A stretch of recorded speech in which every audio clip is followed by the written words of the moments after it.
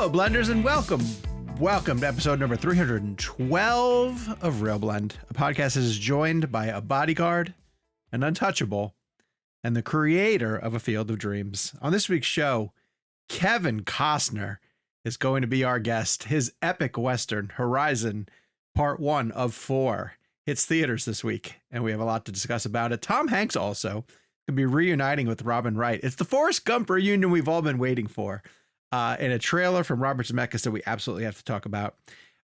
So we're going to dive right into this show. I am Sean O'Connell, the managing editor of Cinema Blend, joined this week by Jake Hamilton of Fox 32 in Chicago and producer Gabe Kovach as Kevin McCarthy is taking care of a bunch of other things. Hello, boys. How are we doing today? Sean O'Connell. This feels like I'm going to call this the Chicago episode. It's 312. 312 is the Chicago area code. So I'm going to call it the little Chicago. And Costner has shot a number of things in your city as well too. Yeah, Untouchables, and he's been around. Who else did you tell me was Field of Dreams too, right? Well, no, Field of Dreams that's is just Iowa. Iowa. That's you can tell famously because he says, "Is this heaven?" And he says, "No, right. It's Iowa." Yeah, I've been there a couple times. Who did you just tell me was a Chicago person when we were talking in chat? Rachel Brosnahan went to school. Yeah. Oh, she's from here. She's from Chicago. Mm-hmm. Terrific. I can't tell from you the burbs. We were talking about that. Hello. Well, because all those set pictures came out. That's what it was. Yeah, all the set pictures that were coming out. Yeah, was nice job, Jake. Were those leaks? I didn't really dive into that. Were those leaks, or did they officially release anything? Yeah, because I really wanted to put them on my morning show, but we were all so afraid that they were like copyright by somebody. We didn't know what the deal was, and so we didn't want to get sued. The majority of them were coming from some guy who works for Cleveland.com, which is like the official site of the Cleveland Plains dealer, I'm assuming. But it legitimately looked like that dude was on set. Yeah, that's why it looked so confusing. Yeah. Because usually it's like you can tell they're in a tree, across the street. Yeah. And this was just like, I think he's just standing right there. The guy had like shots of James Gunn like on set, kind of walking around, like giving the peace sign. Now, do we think that is the set that accessible to the people of Cleveland? This is Superman that we're talking about, by the way. It's Superman shooting in downtown Cleveland. We haven't talked about that. From what it looks like, because we were seeing those pictures of like the Daily Planet, so clearly they're changing over like the front of storefronts and yeah, it looks like they're taking over like blocks of downtown Cleveland. And so I guess like that's what you get the trade-off. Like, it's so funny. We talk so much about shooting on green screen, and using visual effects to paint in all that stuff. But from the looks of it, this production is going in the opposite direction and shooting on location and trying to capture the elements. But with that, you sacrifice you're going to get photos and looky-loos and people who are trying to pay attention to the set. It seems like kind of a win-win though for them. Like, their whole franchise is in a state of like, okay, what is this going to be? And everyone's curious. And it feels like this sort of like unofficial, but officially of the set photos is kind of like they can get a sense of what people feel about it. They can distance themselves and be like, yeah, they're just bad set photos. Like, it's not what it's going to look like on camera. But people are getting excited about the look of the suit in person and all of that stuff of like seeing it through those. Sure. But I'm curious what their response is like from the studio of if they're upset about this happening or if it's kind of a win-win of like, hey, the movie's getting promoted and we also don't have like to be responsible. You have to expect like if you're shooting outside in one of the major cities in America, people are going to take pictures. So I showed pictures to my boys, and that they're like 50-50, Sure. Take it or leave it kind of thing. And they were like, damn, that looks like Superman. Yeah, there you go. Yeah, he does. I love his Clark Kent too. His Clark looks really cool. Yeah, with his little poofy hair. Yeah. He's a big dude, David Cornsweat, from what I understand.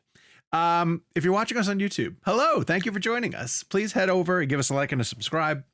Join us each week here on Friday mornings as we drop. For our audio listeners, if you want to come on over and see what we all look like, go to youtube.com/RealBlendPodcast. This week, it's not that impressive, is a newsletter week.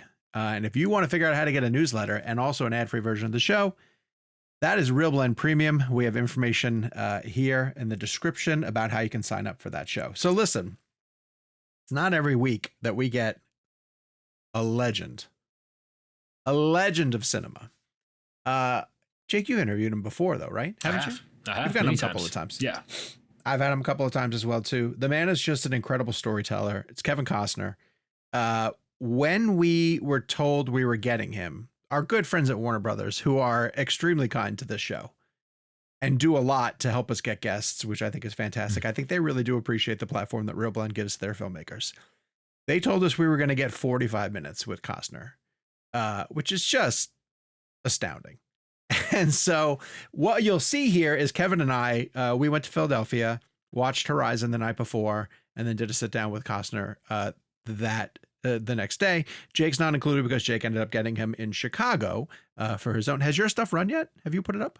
Tomorrow. It's airing tomorrow. And I aired my Raw, but if you're in Chicago, I got a little bit of a longer interview with them and packaged it into a really nice sort of special piece with all the bells and whistles.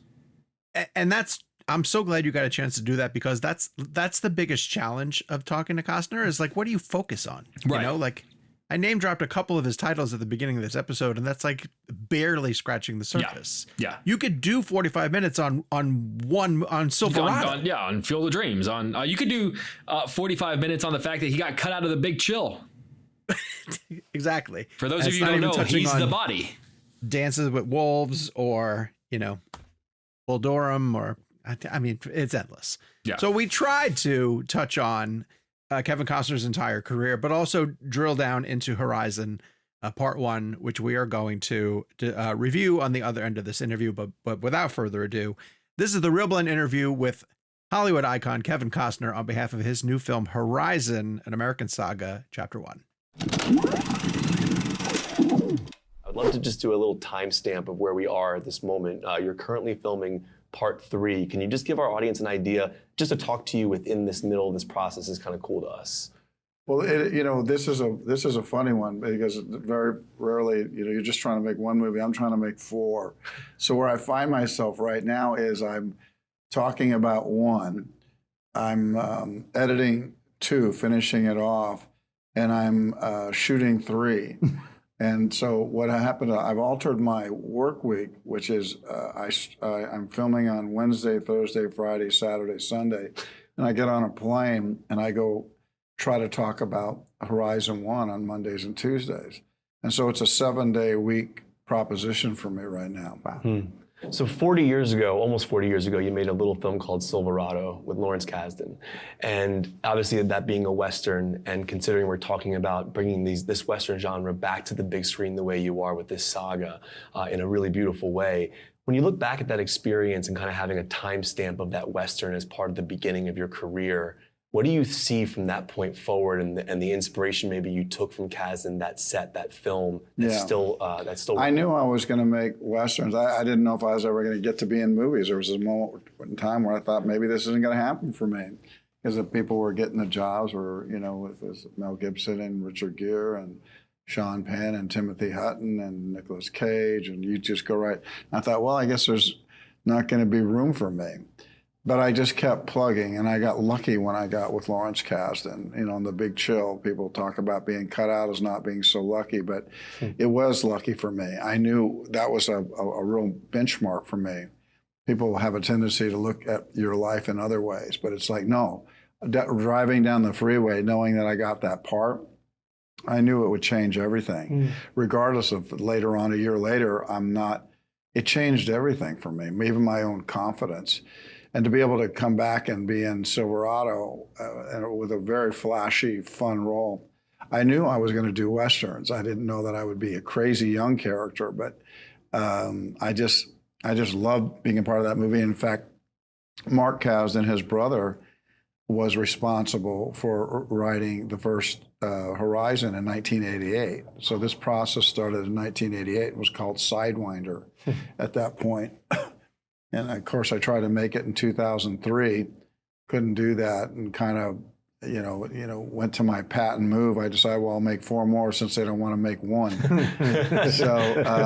So there was a stubborn quality in me coming out, and that process started in 2012 and took about 4.5 years. And I thought, okay, here we go. I got it. This is even better than the 1. And nobody could see the sense of it. Like, Kevin, people need to see how 1's doing it. I go, I just don't believe it. I believe that I think this is good, and I think 2's going to be better, and 3's even better, and 4 is the best one, because they're all linked together. They're not being made up on the fly. They've been constructed. Yeah. I was really struck in this film about the number of young characters that you have who are reaching pivotal points where they have to start making decisions on their own. There's a moment where I believe it's your own son who's playing the son who has to choose, I'm staying behind with my father at that point. And you were that young person, who had to make a decision at some point. Now you're kind of the elder statesman who can look back and pass that wisdom down. Now, if you could go back to that younger version of yourself and give some advice, what would you give to that person who is coming off the Silverado and looking to make a splash? Well, I tell you, I was really concentrated coming off of Silverado. I knew exactly what I wanted to do. I didn't have my head out the car doing cocaine on the hood of the car going, woo, this is great. It took me a long time to get going, so I wasn't a teenager. I was in my late 20s, and I thought, okay, now I was like, I suddenly, have you ever seen those dogs going back and forth and they finally get what they want and they go into this kind of thing? That was me. I understood. So when I did move, about 5 movies later, I was directing. So I knew what I wanted to do. Yeah. Can you talk about your conversations with your director of photography and your aspect ratio decision to do 1:8:5 and kind of what you see with that? Well, I kind of follow where, my script speaks for itself with people who come on in all the different disciplines. And certainly, when we started talking about this movie, I took them to where the locations were, and I kind of spoke out loud to the DP, Jimmy Murrow, who started out it was a Steadicam guy for me on Field of Dreams. He did the big last scene going around me. Oh, wow. And then I brought him on to, I told him I'm going to direct the thing called Dance with Wolves. And he was a Steadicam operator on that. And then I gave him his first DP job on Open Range. And he's gone on to direct. I turn around and call him and said, I'm going to go do this movie. Do you have any more tricks in the bag? Do you want to step away from directing and come and do this? Because we're going to be going really fast. And when I say fast, I directed Dance with Wolves in 106 days.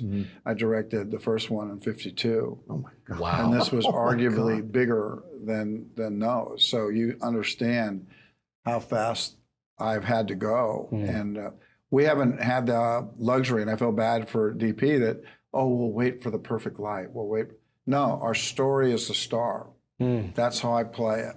And so if but I start, with the clothes with Lisa Lovis, an incredible designer. She's made all these clothes for these women and for myself.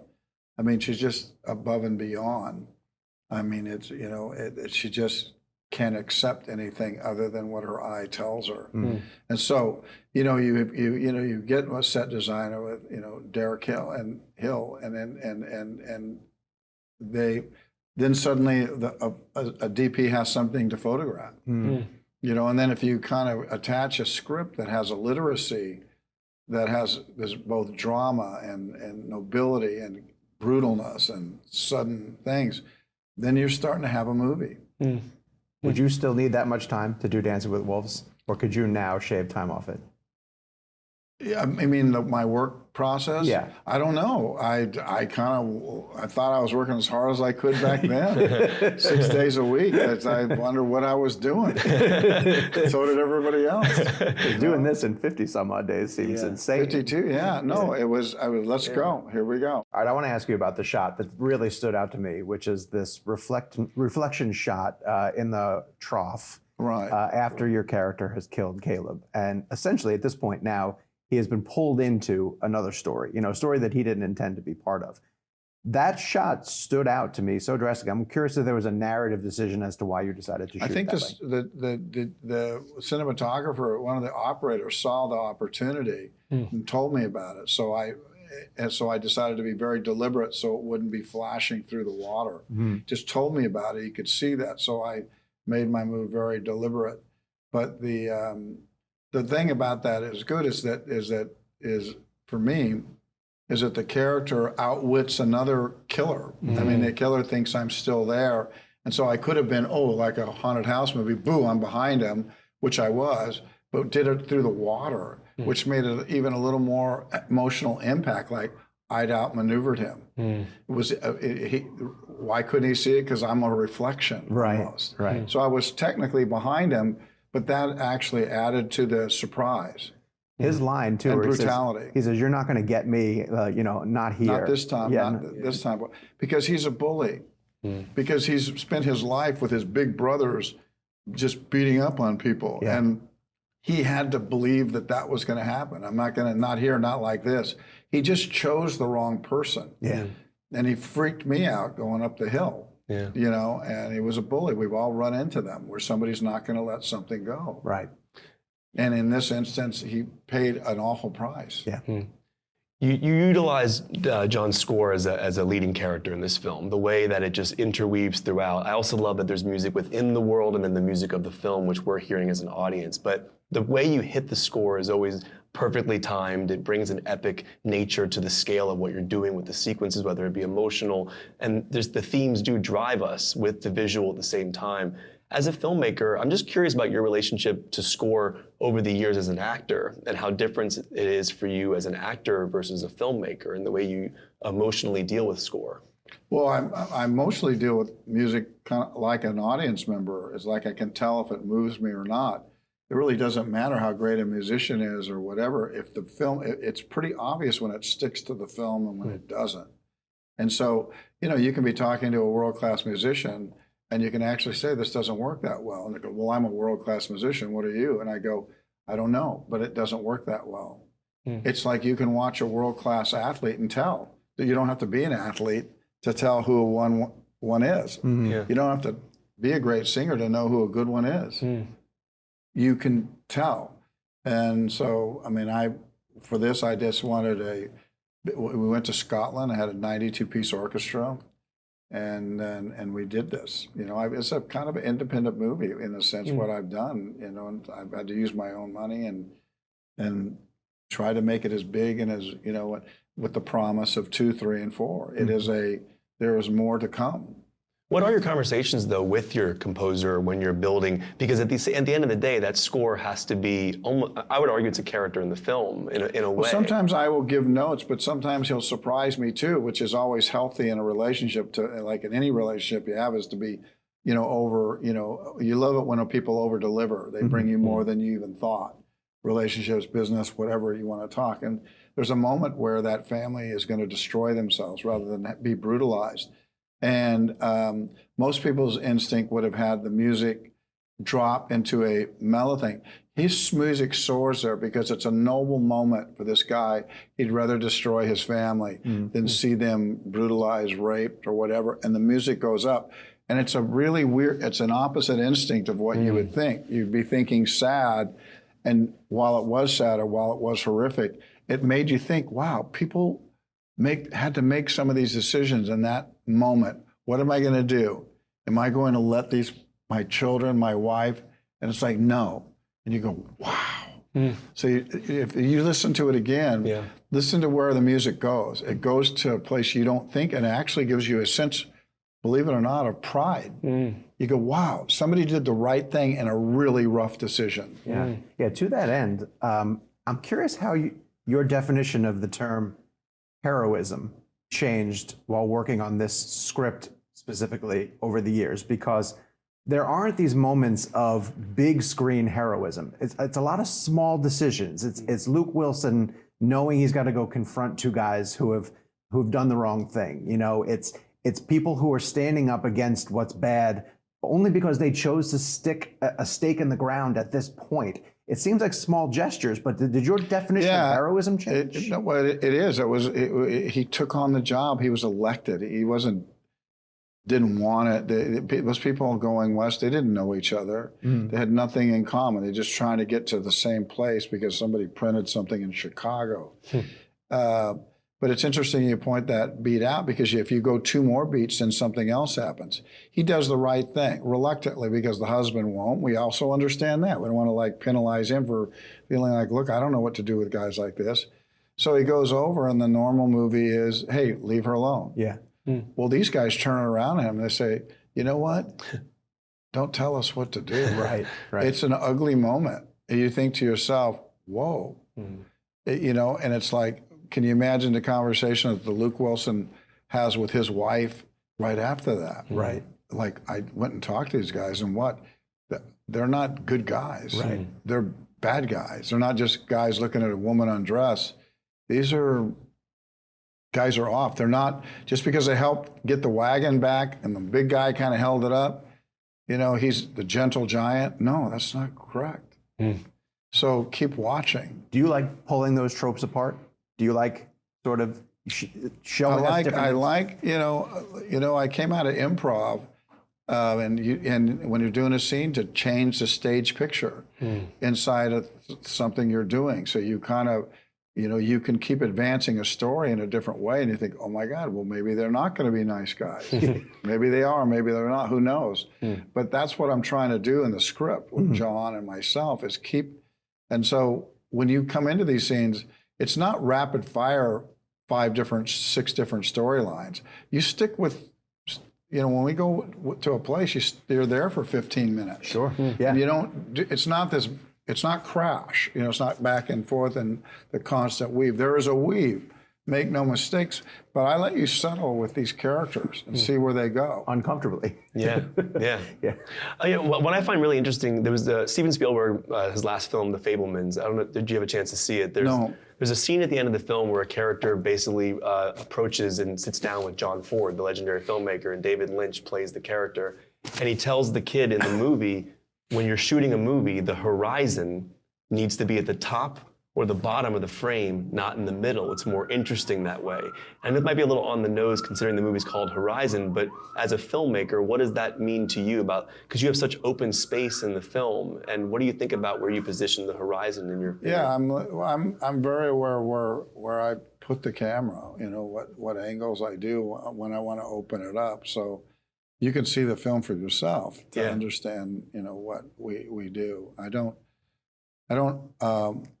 don't do that by design. I just look at what looks right to me and what feels dramatic. I'd like to talk about the transition from shooting on film to shooting digitally. And I'm curious if you ran into experiences when you were shooting these epic shots with horses and extras and all that stuff. Have you ever ran into situations where you ran out of film or there wasn't enough film in the canister? Does digital give you the opportunity to shoot longer in some of those situations? Well, there's also this weird thing that happens with film, and I love the way film works, but there's this thing, and it's now nobody even says it anymore, but they ask you, check the gate. And God, you almost hold your breath. Because I can tell you, every 10th or 11th time we would check the gate, we go, there's a hair in it. And it's like, that might have been my best take. That might have been my best thing. And so, boy, that was always a nightmare for me. That check the gate. We got a good gate. Oh, okay, great. But almost every movie that we're sitting debating this moment. How do we go with this? Do we do this? And at the end of the time, really what you want is more time, at least me. Yeah. Yes, I'll pour my detail into my characters and my script.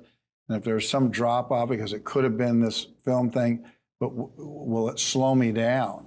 I can't let that happen. Interesting. To sit across from you as a filmmaker is interesting to me because I think about all the movies I watched of yours when I was a kid and all the directors that may have influenced your style of filmmaking. And speaking of the film versus digital debate, the styles of film that Oliver Stone was using on JFK, 16, 8, 35, with the different filmmaking styles, I just was curious to talk to you about certain filmmakers and kind of the influence they may have had on you going forward in your career as a director, but specifically Oliver Stone, that experience. We just rewatched JFK recently. We had Oliver Stone on the show for the anniversary, and it's just a pivotal film, obviously, for your career, but in general. What mark did he leave on you, and did those different film formats ever come into play? I think he took advantage of the as opposed to just okay, we're in the '60s, let's do it black and white. He was brave and inventive, and it served the story. These different Super 8, 16, and it really helped because it was trying to create an authenticity, and we assign that sometimes to stock footage. We assign it to black and white. We assign almost historical significance to newspapers 100 years ago. They lie just the way they lie now. It's like, no, 8 people saw the same thing. The only thing they get right is a score in sports. That's so true. It's so true. But and the mark as a filmmaker, do you pull anything from that experience as a director? No, but I think what happens is they serve their souls, they serve their conscience, and so that's what I do. The good filmmakers, they just serve themselves with an idea that there's an audience on their shoulder, and you never forget about that. But you don't you're not afraid of the jungle. You just go in there and make your movie. Do you think that's the most pages that you've ever had as an actor? It seems like Jim Garrison had these long, loquacious scenes that you had to go through, and you seem to like to give yourself more minimalist opportunities, especially in something like this. Which do you prefer? Do you have a preference to one or the other? No, if there's something I either want to act and physically act it out or tell the story, it's sometimes I just come on something I think maybe I should be the guy to say that. All right, I need to ask you about a collaboration and what I think is one of the most controversial scenes of the past few years, which is your collaboration with Zack Snyder. The Westerns to you in your mythology is comic books to me. Like, that's what I grew up on. Me and Zack, a conflict? What? No, a controversy. There's a scene in Man of Steel, which I think is one of the most significant scenes in the mythology of Superman. And I want to know if you had a conversation with Zack about this, where the young Clark Kent asks Pa Kent if he should have let those people die. And Pa Kent says, maybe. And whenever I heard that, I thought that was such an interesting take to go in a different way from that mythology.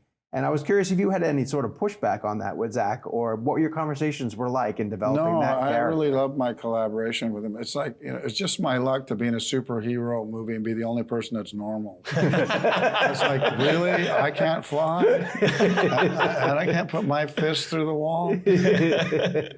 Maybe I should have read this thing closer. I'm a farmer? So, no, so I looked at that and I said, okay, I can be that. I thought it was rooted in doubt. But there was no doubt that he puts his hand up and says, stay there, to his son. Right. That's the same moment that's in Horizon when the little boy says, I'm going to be with Dad. Yeah, sure. There's a fatal moment, but you think to yourself, who would you want to be at that moment? And you go, man, that kid, I love what he did. Yeah. I hate what he did, and I love what he did. Yeah. His mom's screaming, he's throwing a chest down, and his dad sees him, and his dad almost weeps. I want to ask you about that, being behind a camera, watching your own son act out something that has been a passion project for you for years. Just emotionally, what's it like to see your own son delivering lines of dialogue that's been part of your passion for decades? Does it bring you some catharsis about your own career, the legacy? I just love that we're linked together. I mean, I don't know if acting is going to be something he wants to do, but he was really good in it. Yeah. And I just loved being in the car with him, driving to the set. It's just like going to a Little League game, going to any one of his games. And then the drive home, was I okay? Was I okay? Was I good? Was I... And I just, that's my own memory of him now. Wow. That's something I have that no one can ever take away from me. He's locked in that film. The only thing I would do differently is I wish I was in the scene with him. Man, that would have been. Honestly, what would that? I would have gone and picked up that dresser and ripped it and put him back in that hole. Pushed him down the hole as quickly as you could. As a quick follow-up to what I was saying about filmmakers that you've worked with, just want to mention one more, Brian De Palma, because I remember seeing. I know you weren't in Blowout, but Blowout and seeing those split diopters that he was using at that time. But then obviously The Untouchables was a remarkable film. Big film for your Use that diopter again in that scene. That's what I want to ask you about, like with De Palma. Yeah, we did that when we were on the bench in the thing where he says, you pull a knife, you pull a gun. We were both in focus, As an actor, what's that like when you're filming a split diopter? I know it's such a technical thing from a filmmaking standpoint. How aware are you of the frame and kind of how that's going to look? I'm really aware of the frame, but I don't let my knowledge of the camera jump the text. I'm very anal with my scripts. My scripts are my salvation. It's just like the guy says, 14 miles a day, we got to keep pace, right? That's what we got to do. My script is really what defines the movie early on for me. People are going to come out of this and want to look ahead. And thankfully, they don't have to wait too long to see part 2. August. But who is the most interesting character we haven't met yet? What can you tease out a little bit about where the story's going? Gordon, Pickering, an older Elizabeth. Oh, really? You know, an older Sackleton. Okay. You know, an older Russell. Mm-hmm. Oh, so you carry these characters for several years. Some of them. Some of them die. Interesting. I'm excited to see that. Okay. One thing I really appreciate about the filmmaking in this movie is the practical nature of the effects. It looked like you were using old school squibs. It looked like the arrows were really penetrating in a special effect type of way. The horses, the fires, is that one part where the carriage flips over.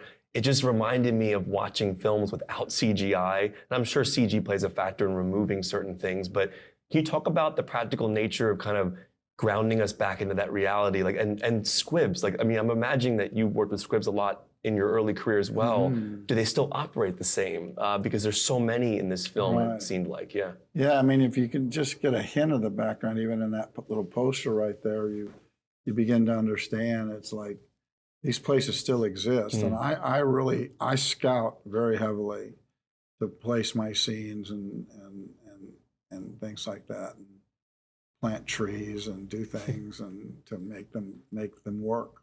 Yeah. But you cultivate for that long? You set up a location like that? No, all 3 of those big trees are fake. I brought them in though. They're real trees. But I like to create geography. The one that's down by the river. Yeah. The 2 that were up by the house. One burns. I had the one burned because I needed a light source.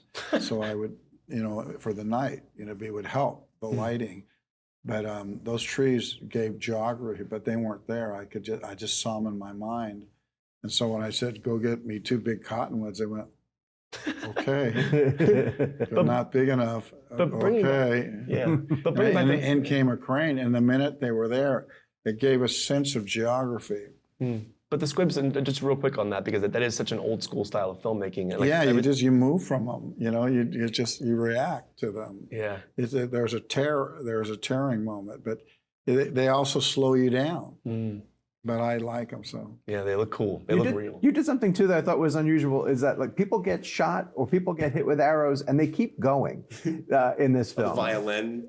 That was a great moment. Well, the violin in particular, that to me felt like he was trying to hold on to something that was his as best as he could, right? Yeah, it was. You can't take everything away. You're taking my life. You can't take everything from me. And then I think that might have been one of the most crushing parts is when he realizes the futility of I'm holding on to this. I'm dying. You know, essentially, I'm going to put this down at this point. Yeah, music feeds people. That guy was trying to took his life, but now he's trying to rip my soul away. Right. Yeah. So I'm glad that affected you. It did. Yeah, but what happens is people, there's an adrenaline factor. Sometimes a perfect shot, like a punch. Why do you think fights go 15 rounds and sometimes they go 1? Sometimes a punch is perfect. Sometimes a shot is perfect. But sometimes you can take the guy behind the water barrel that you like, behind the trough. He was going on adrenaline. He was even talking. He was dying, and he's saying, "You're not going to get me. Not here. Not." He was dying at that point. Right. He was willing himself in a fight. So he's a ferocious. You know, thing about bad guys is if you make them ferocious, then it's much more substantial scene than for your quote unquote hero to be knocking down a dumb guy. Somebody who's ferocious. Yeah. Think Liberty Valance. You know, John Wayne's used to knocking down dummies, but when Lee Marvin's over there, that's a different story. Right. Who has been the screen partner that was your equal then? The scene partner that you had where you realized, oh, I have to step up my game because I'm on a different playing field now. I try to work with them. I try to bring in great actors to work opposite me. Kim Coates is really so, you know, we've had some very memorable scenes together. And he's in, you're going to see Kim in this. You asked me who is coming. He's coming. He's amazing. Yeah. And he plays a character named Tondro. Okay. And so, yeah, I dropped him. Sorry about that. Sorry, Kim. But the more formidable, the better. Mm-hmm. I know films are shot non-linearly, but a character entrance is a very pivotal moment. Your entrance is amazing as you kind of walk into, I think you're riding into the frame essentially, and you look off and there's like a smirk you do in that moment, but there is something very interesting. Do what you do. Yeah. But you do have, it's a very pivotal moment because we're essentially meeting him for the first time. When you're filming a moment like that and you know the audience is going to experience that shot for the first time, can you just walk me through kind of like how you want your characters to be introduced? And like, do you have particular films that you've made? Certain ones you're trying to do that, give them an entry, you know. I mean, we give even Giovanni an entry in the end of the movie. Who is this guy at the end of the montage? Oh, this guy's responsible for this, that guy, you know, all this mayhem that we've seen. Yeah, you look for those opportunities to present somebody. You know, we meet Will Patton on a wheel. You know, the Abby Lee in The Purple. You know, we give her an entrance. You know, where they throw the dirt clod at her. Right? Yeah. She's just a temptress. She's just. I mean, the actress. There's great acting in Horizon. I think that you can't. There's so much dialogue. It's not your typical Western. It's heavy on dialogue. Danny Houston giving a Manifest Destiny speech. The women, they need to be noted for their acting. Michael Rooker, the supporting situation. Jamie Bauer, who plays that psychopath that follows me up the hill. That's just really good acting. That's not like running horses Western and guns going off. That's language. Where do you think? Maybe you're from China. Pretty threatening line. Yeah. Maybe you're from China. It's like, fuck, this guy is, whoa. Yeah. And then there's a little humor. He goes, how come you make me do all the talking? You know what I mean? He gets frustrated. Right? But the most menacing line is like, you're running out of houses. And yet you think that whole speech is menacing. Yeah, or even when he talks about, you know, count the number of Union troops that we have out here, you know, versus the Cherokee. And you won't have to think about the wisdom. Right, yeah. Right, and what about Luke Wilson saying, not just running out of water, why? What's going to happen? But when you see people do what they do. Yeah. Dress when they dress.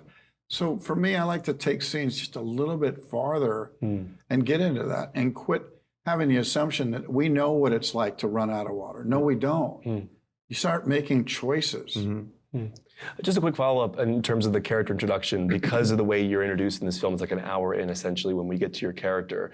When you look back at like previous films that you've made in your career, were there character introductions that you thought were more powerful that come to mind of yours? Like the first time we saw this character on screen, that character, were there ones that you thought, I'm just curious if you mean entry scene? Yeah, like moments? This moment, the first time we ever see your character on screen, are there movies that you go, that was a cool entrance scene, I like the introduction to that character? I don't know, what did my character what was my first scene in Silverado? I don't know. I'm not sure. I'm trying to remember now, yeah, exactly. So I don't have a tendency to think of it that way. I see everything I do as a whole. That's why it didn't bother me to come in the movie after an hour. I'm coming. Yeah. I'll be there. I directed the movie. There's a lot of Kevin in there. I'm in the marketing. but maybe what you realize is this story was really interesting right up to that moment too. Sure. You were engaged. Yeah. Yeah. Do you think at all about the modern audience and how we've grown more accustomed to episodic storytelling because of the rise of... I don't think about it at all. No? I think about my audience constantly, but not your conventions. I think of you as open vessels that you're willing to watch. If you go in the theater, you're willing to watch what I do. So I don't have to try to cater to you. What I have to do is try to serve up emotions that can stir you up and draw you in. Do you want to be that kid that took 2 horses? was smart enough to take 2 horses and jump and outwit 2 grown men? Right. Or do you want to see dumb kids? Because dumb kids didn't make it. Right. Yeah. Yeah, there is that aspect of survival that's prevalent in this. I'm curious, you've spent enough time recreating the West. Have you ever thought about what role you might have filled? Well, I think it's a mistake to think you'd be heroic all the time. Mm-hmm. You know, I think when people that act that way, like they think they're convinced they'd be a hero in war, I'm thinking, wow, you're kind of making some leaps there. Right. Mm-hmm.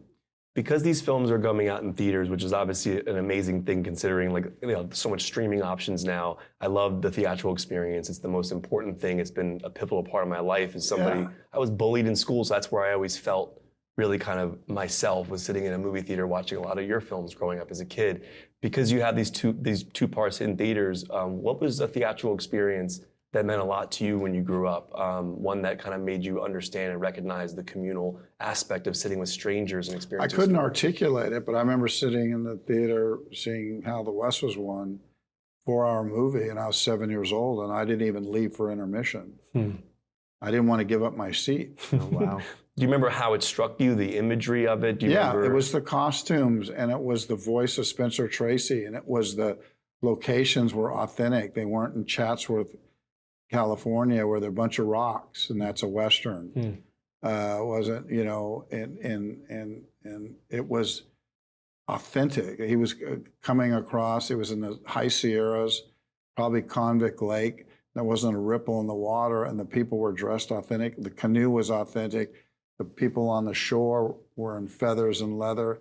And I was immediately immersed because it was all working. The music was working, the cinematography, the way people move, what they were saying was authentic. And so those things have marked me. As a quick follow-up to that, what is your movie theater experience nowadays? Are there filmmakers that you're excited about? Do you still go to the movies frequently? Yeah, I like Paul Thomas Anderson. I like a lot of these people that, you know they're going to make a movie and you're going to see what it is. And for people to somehow sit back and armchair quarterback, is this a movie that should be in the theater or is this not?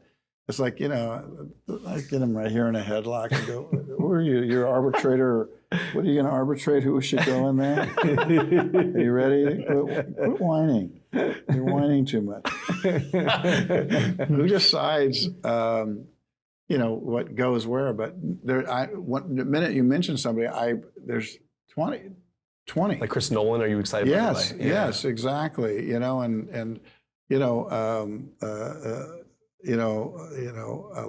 It's like, I just like. There's a lot of filmmakers I really like. Or another one of your collaborators, Clint Eastwood, who seems like he's never going to stop at this point now. Yeah. When you two worked together, did you just grill him with questions about his? No, I kind of had my style and he had his, and we just worked.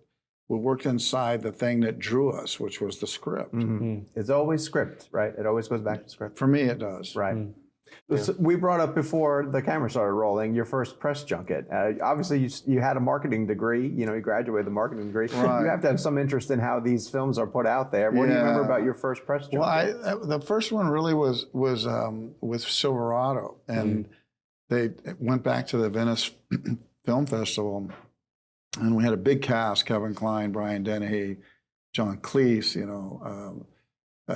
Scott Glenn and Danny Glover. It was and they took me. I had a flash reel, but I was like 9th down the road or whatever you want to say. So they were all getting these interviews, and nobody really wanted to interview me.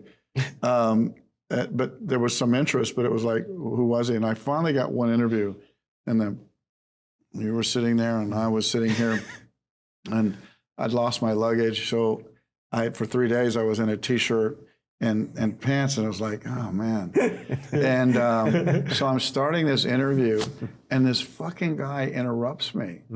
It goes, you have to come now. And I said, I'm sorry, who are you? He goes, you have to come now. I said, I'm having my one interview here. I was on a panel, and no one asked me any questions. But it was like, he goes, no, your movie's playing. I said, I know. Silverado. He goes, no, Fandango. And I said, no, Silverado, you got that wrong. So he goes, no, it's Fandango. And I go, he goes, the movie's about to end. And I pulled me out of the interview, my one interview at my press junket. And we walked down the street about 100 yards and went into the theater. And Fandango was playing, and the people were sitting in the aisles. It was a balcony. You kind of had to step over people. And we're in like the last 5 minutes of the movie. And that movie had a second life playing in Europe. Yeah. And it's a wonderful movie. And when the lights came up, they introduced me. But, that turned into a magic moment where we all spilled out of the theater and walked back. And the guy took all the equipment down. I didn't get to do my interview. That's what I kind of remember about my press job. Another question we asked you before the cameras were rolling was about sitting through a standing ovation. I think it was like an 11-minute standing ovation you had at Cannes. I just always wanted to ask an actor, does it get uncomfortable that people clap for that long? I mean, it's the celebration of the moment, and people are obviously very excited about it. But as you sit there, what's that feel like to sit through 11 minutes of people clapping for you? It was interesting. It was interesting. It was very gratifying. I didn't know exactly how to handle the situation. The camera was very close to me. Yeah. I saw my cast, and I went down and gave my actors hugs and kisses. I elected to take the women to that one, all of them. Mm-hmm. I saw my children. I saw their eyes,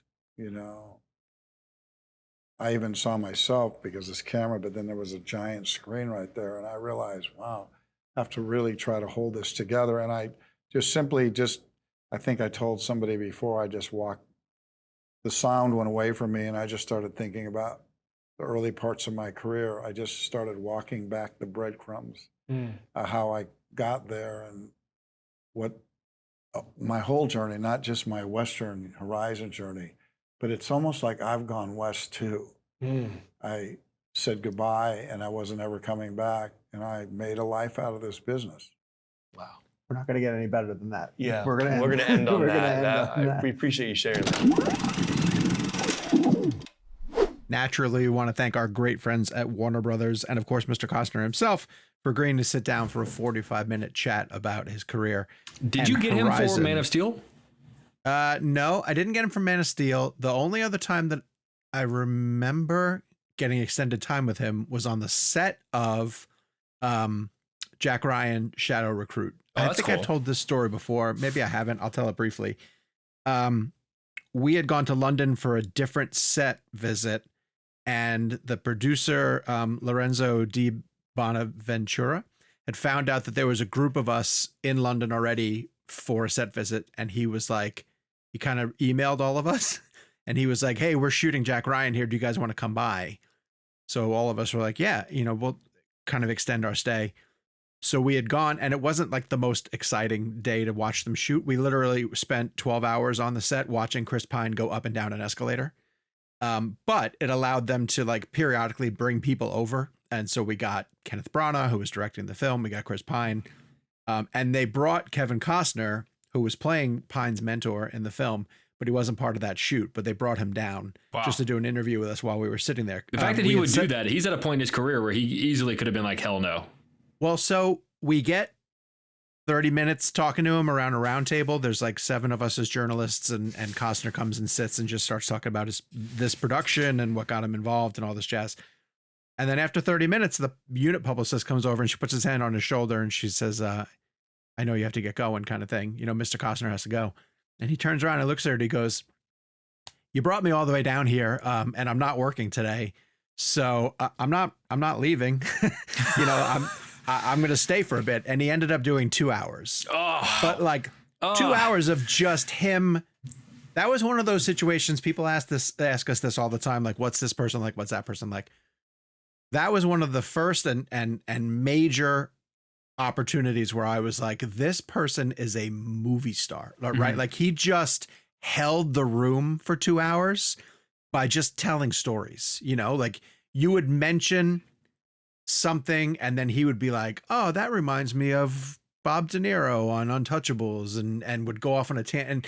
And because none of us really prepped for it, it was like as he brought up stories, we were like, oh my God, that's right. He's also in so-and-so. Yeah. And then we were like, oh, we got to ask him about this too. And so you brought it up and he was incredible. Do you have that as like a voice memo or like old recording somewhere at all? I probably did at some point, but if I do, I have no idea where it is. God, that would be a fun to pull out. I know. Yeah. You mentioned like, and I only bring this up. This isn't meant to be like a name droppy thing, but just because I feel like this is my newest professional revelation that I've had on a personal level is, I feel like so often we prepare for interviews in terms of like question and answer and like preparing for like sideways questions of, but I realize that there are, and I the reason that I bring it up is because I just had this last week with Eddie Murphy, where like I've done interviews with him in the past, and I feel like sometimes he can be a little bit of a tough interview or low key, particularly when you want him to be like the Eddie Murphy we know and love.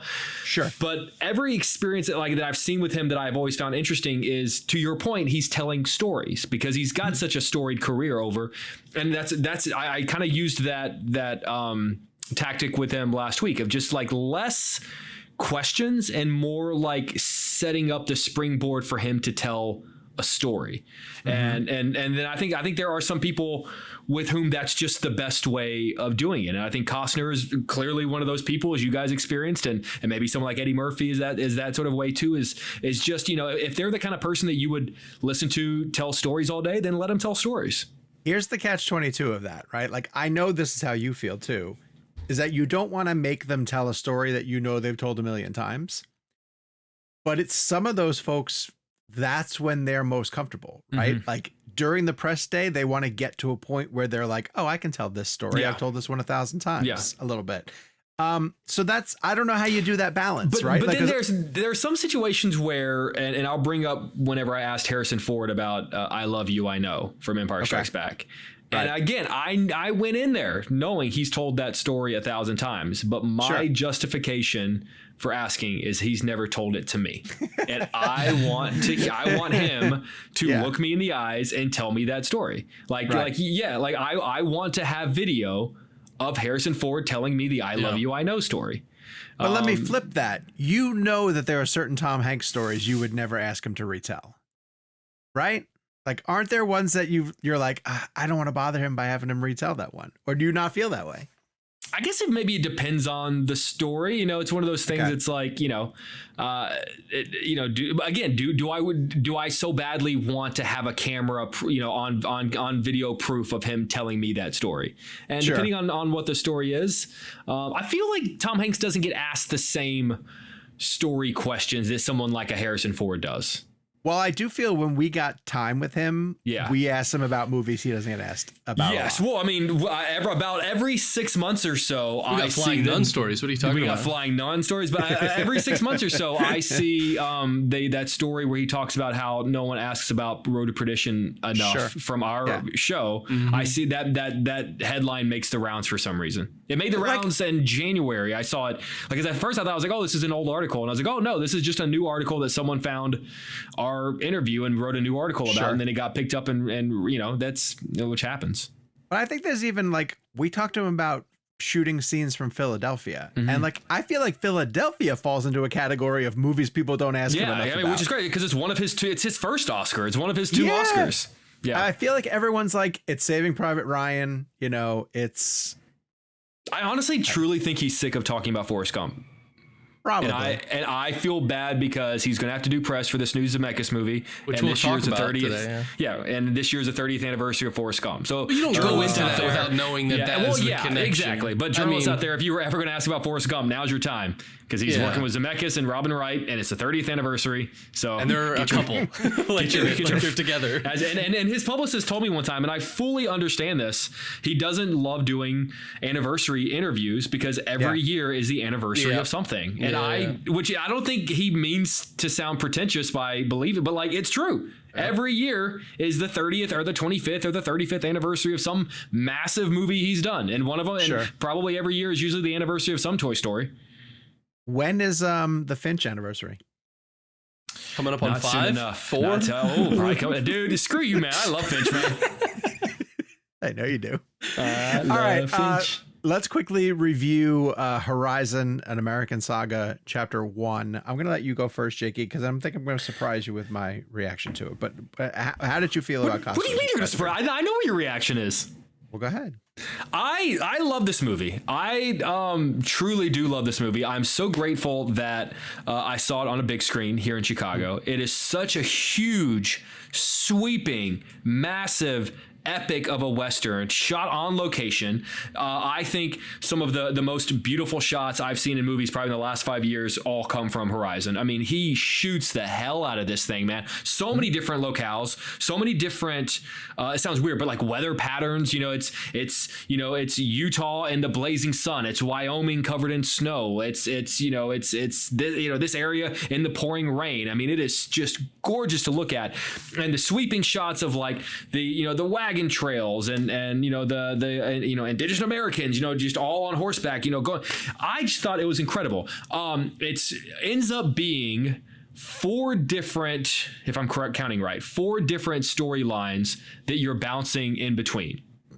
So almost not unlike, and I just bring it because we were just talking about it before the show, not unlike an episode of Game of Thrones where you kind of have to keep track of like different stories going on and you're hopping around different places in time. So the last storyline actually doesn't really even get introduced involving Luke Wilson and the troubles they're having on a wagon trail. It doesn't really get introduced to like the final act. Yeah. So it's the last hour of the movie and you're still meeting new characters. But the hook is that all 4 of these stories, I presume, are all going to end up colliding in a town called Horizon. And so, you're right now, you're meeting all these different characters right now who don't have anything to do with each other. And I very much look forward to seeing how they all kind of I think it could be cool to see how Costner's character ends up, interacting maybe with, the people in the wagons and all that, if that is what's going to end up happening. Here's the thing though, is that because this is one of what I thought was going to be 2, but now apparently is going to be 4, the movie very much just stops. Yeah. Like there's no real resolution to any of the stories. It doesn't even get to a place where like it's a nice sweet pause. It literally just feels like someone took scissors and just snapped it. So, but here's the thing though. I was invested in all 4 stories. I very much cared about all of them. I wanted to know what was good. Like it never got to a story where I was like, okay, well, let's hurry up and get to this one because I want to get back to the other 3, or let's get done with these 2, because I found myself very much emotionally involved with all 4 stories. I found myself very much swept up in the big giant canvas that he was working on and the epic vistas. It's such a pretentious cliche, but they really don't make. I think you would agree with me, Sean. They don't make movies like this anymore. And I worry that if it doesn't do well, they might not ever again. But here's what I'll tell you. I thought the 3 hours flew by very quickly. And if they had said, hey, dude, like we got chapter 2 ready to go, I'd probably say, all right, give me an hour. Let me go let the dog out. And then let me come back and I'll watch chapter 2. Like I'm genuinely eagerly anticipating chapter 2. And I feel like people were being a little unfair to this movie right now because respectfully, it's not done yet. And yes, I get the idea. Like it is its own movie.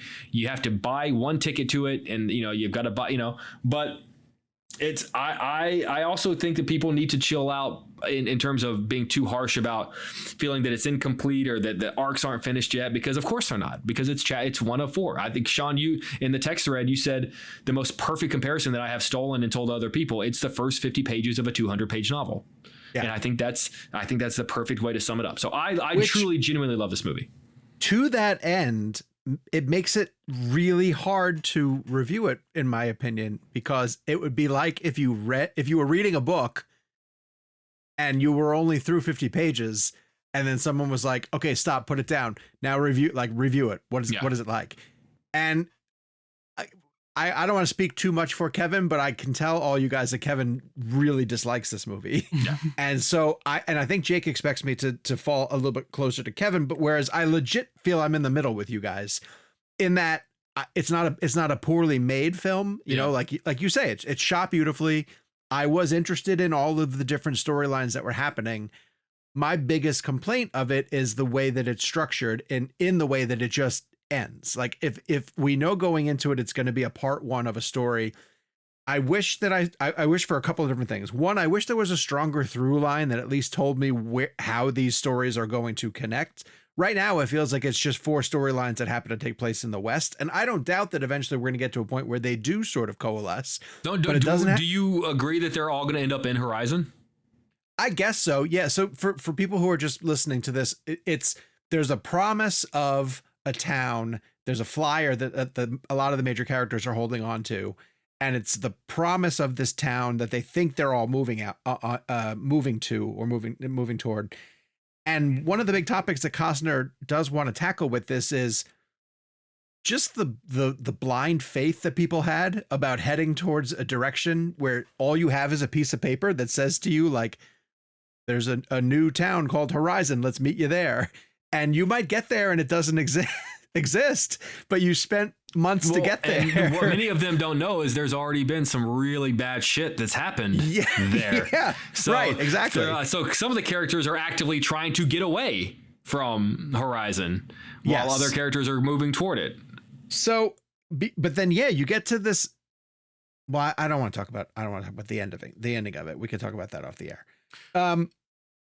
So I truly don't know if this is good or not, right? Like I need more. It's like we're eating some of the ingredients. Okay, but let me, if we're treating this like, and I know he would hate this comparison, but it's a comparison that a lot of people are making. If we consider this like the first episode of 4 episodes of TV. I think that you should though. I mean, like, so that's what I was going to say is I think people are going to have their criticism about whether a movie is complete or not when it's this part 1, part 2 structure. And you could argue that, like, movies are turning more into TV in a lot of different ways in that aspect. But the next one's coming out in August. Yeah, but I think the concern is, so this is this is a behind the scenes detail I think is interesting.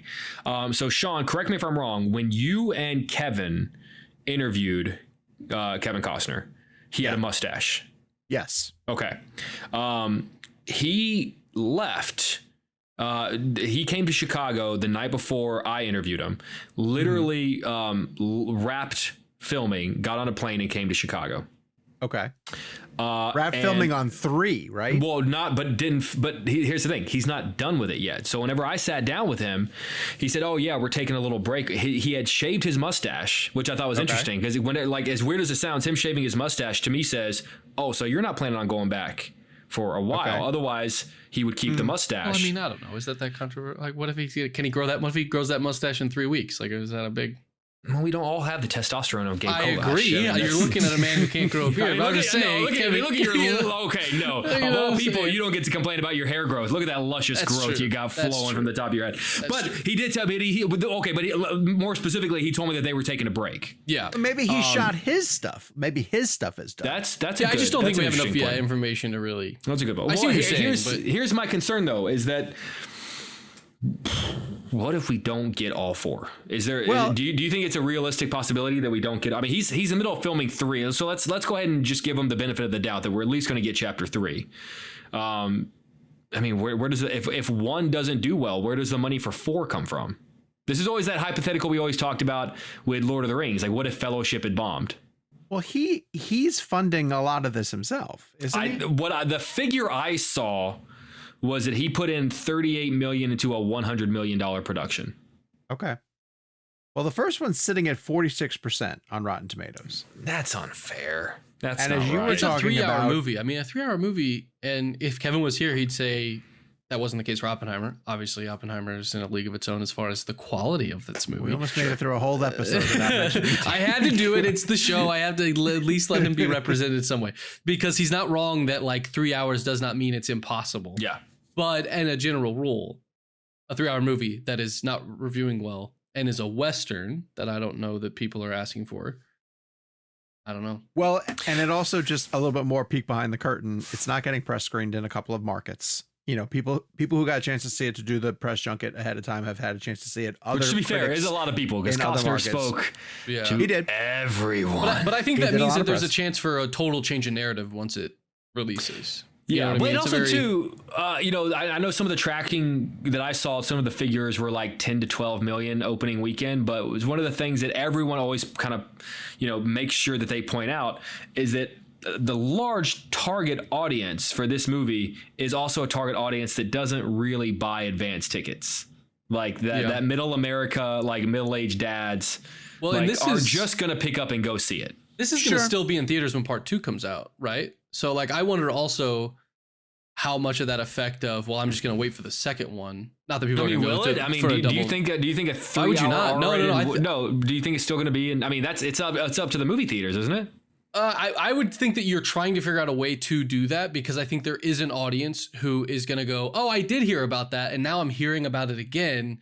I guess I'll go watch that.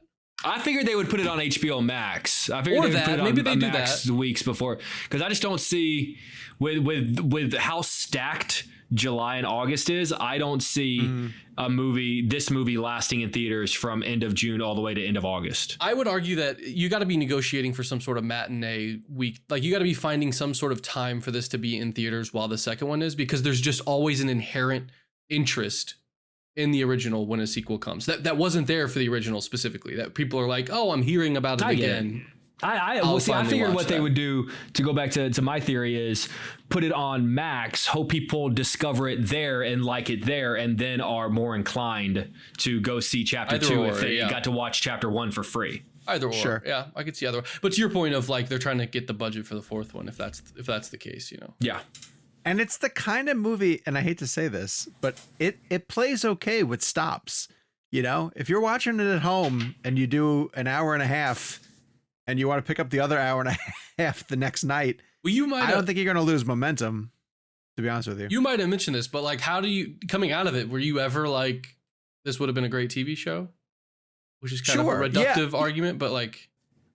Yes, because it's so ambitious. Like there's so much story that he's telling. But think about, like, how many great moments of Game of Thrones would have been even life-changing, memorable on the big screen. Like, imagine watching Battle of the Bastards. They did the final, at least locally here, like they were screening the final season. So like in the same way that, like, but I mean, it doesn't change the fact that Game of Thrones was an amazing TV show. Right. It would have been life-changing to see Battle of the Bastards on the big screen. Right. So like, and there are a lot of great things that we could point at and say, yeah, that would be a great TV show, but it doesn't change the fact that it should be seen on the big screen.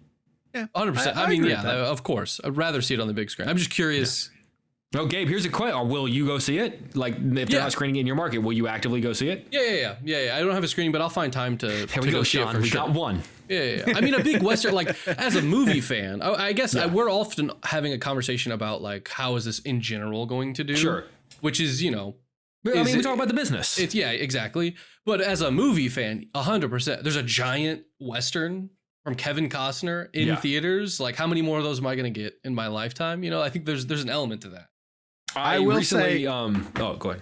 I didn't think it lived up to. I still think Open Range is a better Western. That I do. Well, Open Range is brutal, man. People like, you know, there's the you killed my friend, and Costner literally takes out his gun and shoots a guy in the head. Like, Open Range is like old school kind of peck and paw sort of Western, man. Right. I rewatched Open Range. I rewatched a lot of Costner gearing up for the interview with him, and yeah, you're not wrong. I mean, also just seeing him opposite Robert Duvall is pretty incredible.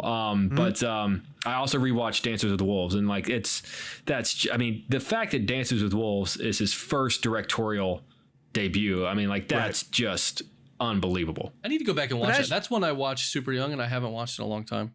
That being said, I mean, does it hold up? Should Goodfellas have won Best Picture? Yeah, probably. Okay. But when's the last time you saw Dances? Did you watch it in prep? Yeah, watch it in prep. It holds up while you? Yeah, it's really damn good, man. I should rewatch that. Did you watch Waterworld? I did watch Waterworld. Okay. I think that we need to discuss a category of movies that we give a pass for because we saw them as kids. And I'm going to put Waterworld in that category for myself. And just recently, having discovered how many people hate it, I'm going to put Beverly Hills Cop 3 in that category because I liked Beverly Hills Cop 3 because it took place in a theme park. And I thought that was really cool. That's pretty cool. How much of that movie takes place in a theme park? Is it the whole movie? Because I only remember the Ferris wheel sequence. But it's the part with George Lucas in it. And I thought that was really cool. That's cool. That's pretty cool. So you're saying that if we enjoyed it as kids, that makes it good enough? Is that what you're saying? Because I agree with that. I'm just saying that, like, we, some sheen. memory. Yeah, that's a better way of putting it. Now, there are some movies that I saw as kids that are just damn great movies, and I don't care who you are to say differently. And in that category, first in the very front row is Hook. Hook doesn't really work for me. Like, I won't turn it off if like we're watching it, but I don't know. There's something about it that doesn't grab me.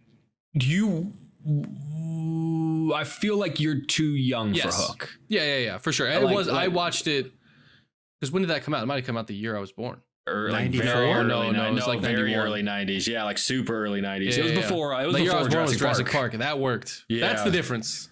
I wasn't technically there for Jurassic Park, but that works. You were born the year 91. Jurassic Park came out. Yeah. Is that true? Yeah. God, now I know what Sean feels like. You can go straight to hell. I'm 30 now, Sean, so it's all downhill. You treat him with respect. Yeah. So you were born the same year as Forrest Gump then too? No, Forrest Gump's 94. I thought you said it's 30 though. You said it turns 30 this year. Yeah, 94. Jurassic Park was 94, right? No, Jurassic Park was 93. Oh, okay. I associate it with 94 then. Yeah, you got you're the same year as Shawshank, Forrest Gump, and Pulp Fiction. Pulp Fiction. Yeah. Pulp Fiction. And Quiz Show. I always bring up that Quiz was Show. That was the fifth Best Picture nominee, wasn't it? It was Best Picture was Shawshank, Pulp Fiction, Forrest Gump, Quiz Show. What am I missing? Have we done a Oscars in review for our birth years? Ooh, that's a good one. We'd have to do like some sort of something with playwrights for sure. God, we should text Kevin if we're doing the Nolan tier list. Today? Yeah. We're doing it today, dude. Yeah. It's great. You'll never guess what this masterpiece. Interstellar's on the bottom. Batman Begins. Best Picture 94. I gotta look that up. Well, I'm gonna look that up, and we're gonna throw it to a quick ad break, and come on the other side. We're gonna review A Quiet Place Day 1. So stay with us.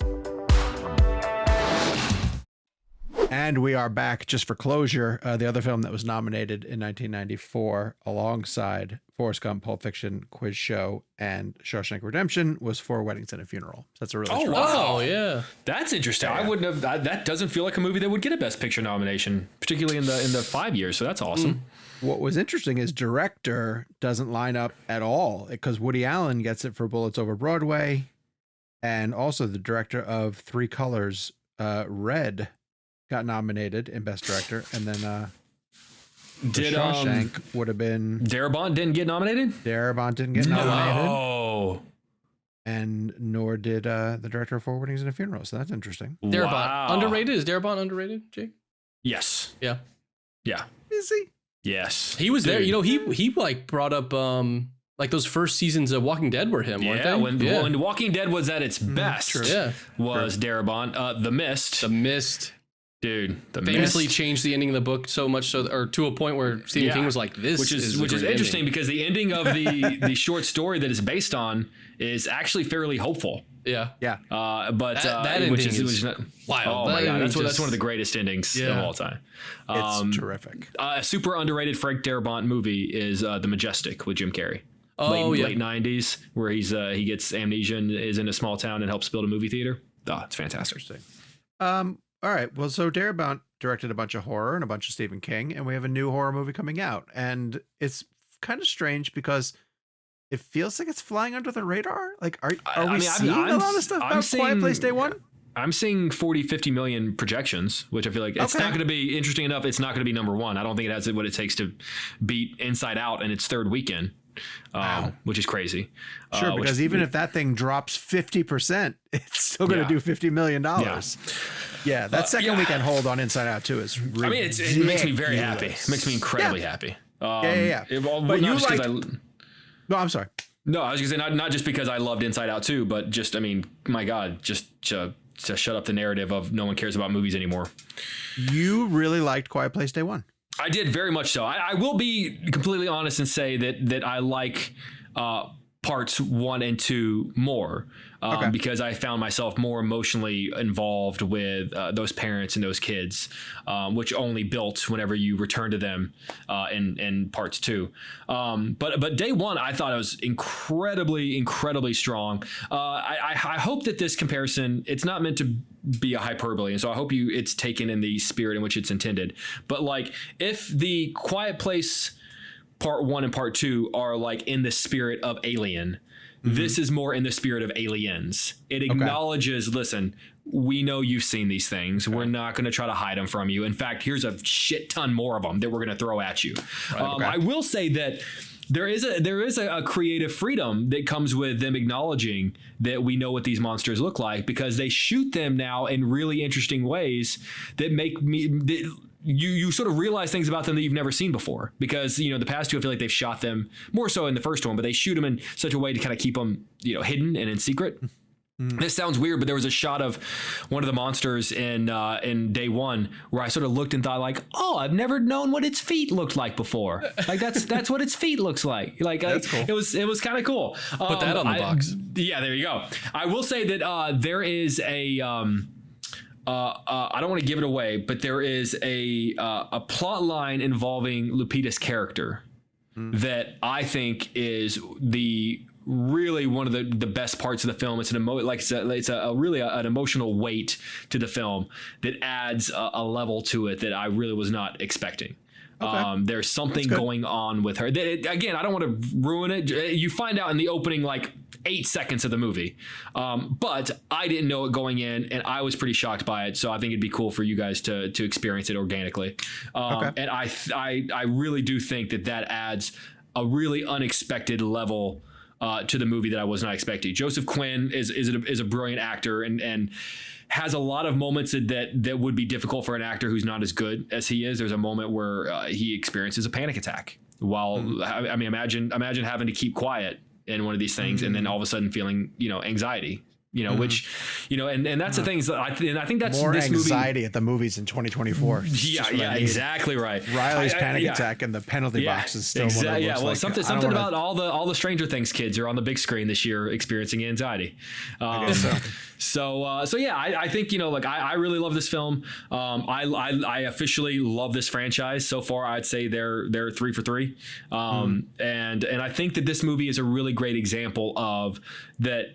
Once the story of that family is done, once Krasinski comes back and gives us part 3, that there are more stories to be told, as long as they're told in interesting ways. I think the idea of, you know, the film starts with a title card that says that on average, New York City, I think, puts off like 90 decibels, which is the equivalent of a scream at any given moment in the day.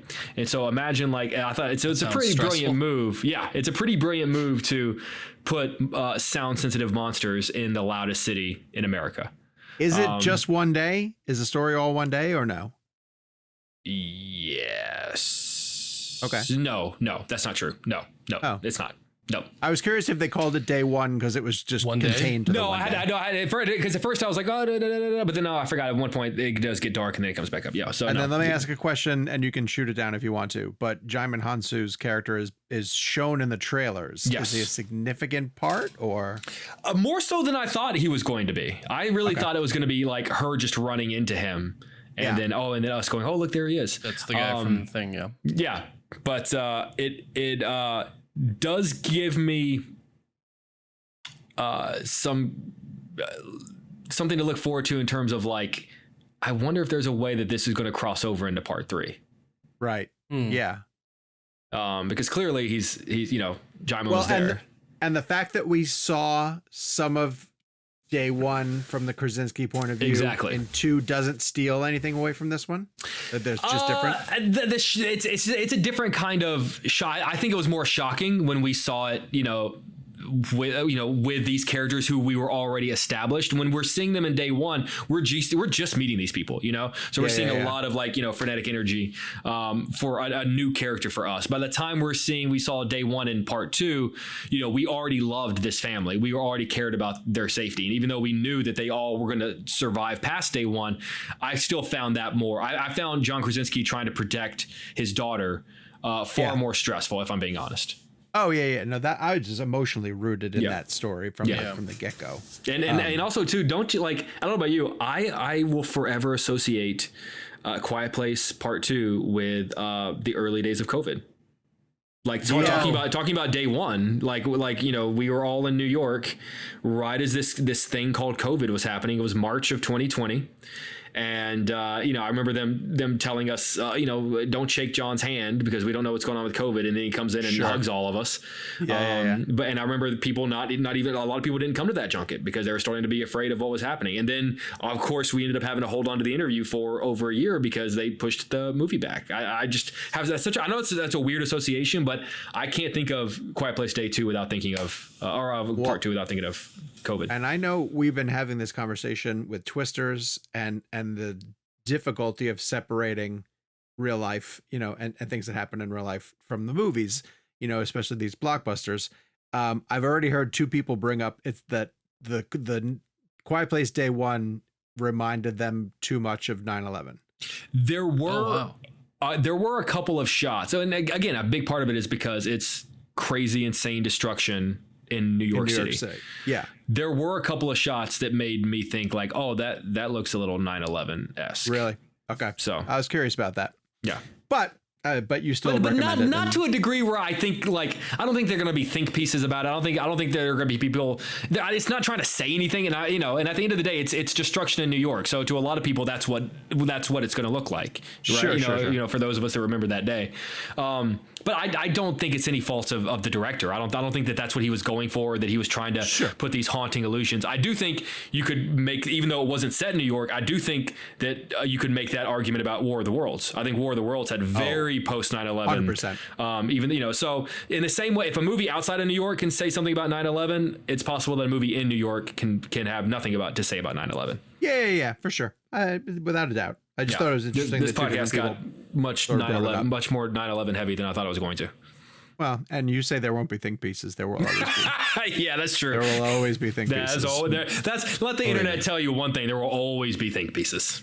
I want to bring up before we wrap up this episode, the trailer for the Zemeckis film, which hopefully everybody's had a chance to see right now. It's called Here. And I want to also mention that Tom Hanks, I think, first started talking about it on the Real Blend podcast. I think he did too.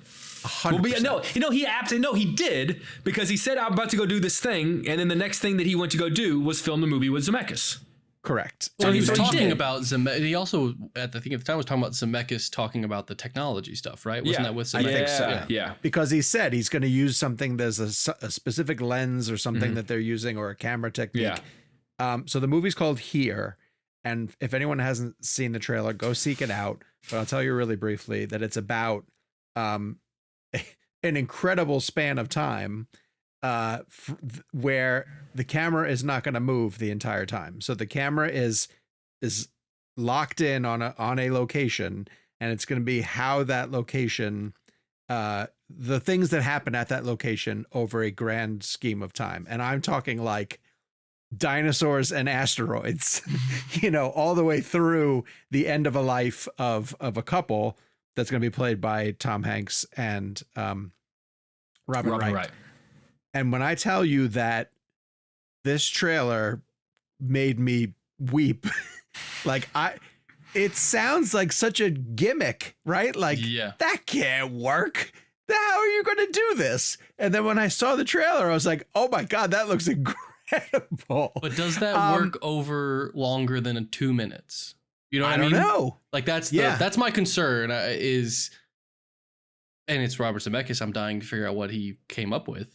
Sure. But I'm fascinated to find out. I just don't know how that holds up for as long as a feature film might require. But. So it instantly made me think about, though, and I've had this thought a couple of different times where I'll look at our house, and the land that it's on, and think what was it before, what, and not like way back, but even just right before somebody built this house on this piece of property, I'll let my mind kind of wander and think well, what were the people doing before it? And what was the layout of this? And And then I move on to the next thing and I stop thinking about it. No, but I get what you're saying. I love looking at pictures of old Chicago, and sort of the benefit of kind of living downtown is that by looking at pictures of old Chicago, I can oftentimes in pictures pinpoint exactly where I live and go, Sure. oh, like that's in. But so to your point, I love looking at pictures of like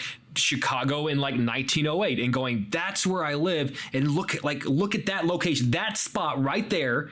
Is where I walk my dog every day, and now look what it looked like back in 1908. Like so I get the fascination.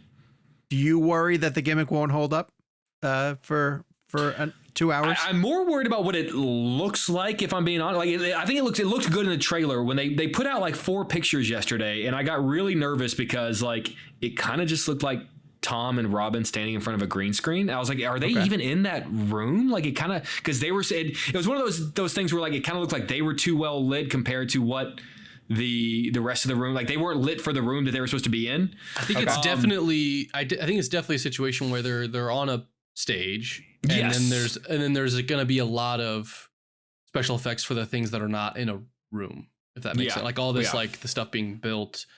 Obviously, the prehistoric stuff is going to be generated. I don't know. He's not getting dinosaurs? Well, I hear he knows. I hear he's good friends with Steven Spielberg, so he might be able to lend him. Well, I was going to say if he could go get the dinosaurs, but then of course he would have to return back to the future. Nice. Good job. I'm just curious Screw you guys. That was good. Kevin would have laughed at that. I'm curious what this trailer didn't do for me was make me feel like I had to see it. There's a curiosity that I have, and I want to find out. But I'm curious what the story is, if that makes sense. Like I get the idea of this couple, but there's so much more involved in this that maybe is not as big of a deal as we think. But I'm just curious how it sustains any sort of momentum. And how they go about that, because again, the trailer shows us kind of the beginning, middle, and end of that story. Like you know, I think there's more to. I agree with Sean. I do think it's going to be a little. It's going to be you know, it might not be Finch, but it's gonna wreck my heart a little bit. But you know, and Gabe, you and I were sort of talking about this before we started recording. I need Zemeckis to be good again. Right. Yeah. I really need Zemeckis to be good again.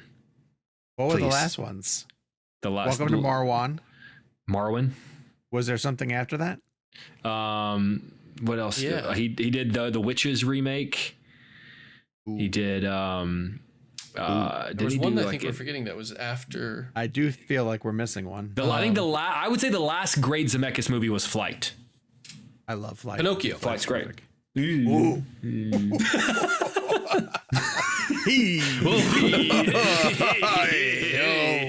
Tom, come on the show, please. I'll be honest with you. I have not seen it. I did not watch it. Maybe I should check that out. I'm morbid. It's in development. A film with Dwayne "The Rock" Johnson. Oh, that'll go well.